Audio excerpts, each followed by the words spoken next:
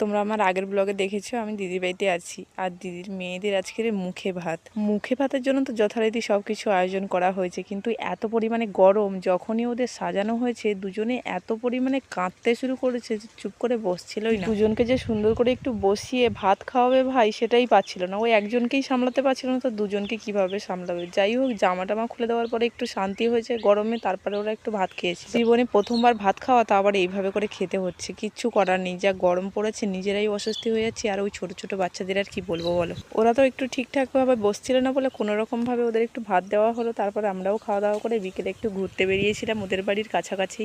বিকেলে একটু ঘোরাঘুরির পরে রাতে ওদের বাড়িতে ছিলাম, তারপরে সকালবেলা উঠেই আমরা বাড়ি চলে এসেছিলাম। দুদিন ওদের বাড়িতে খুব আনন্দেই কেটেছে, খুব ভালো কেটেছে। তোমাদের ব্লগগুলো কেমন লাগছে কমেন্টে জানিও। আর আজকের আমরা সবাই বাড়ি যাবো বলে রেডি হয়েছি, এখন টোটোও চলে এসেছে। চলো ব্লগটা আজকে এই পর্যন্ত, দেখা হচ্ছে কালকে অন্য কোনো ব্লগে। ততক্ষণ টাটা, তোমরা সবাই সুস্থ থাকো।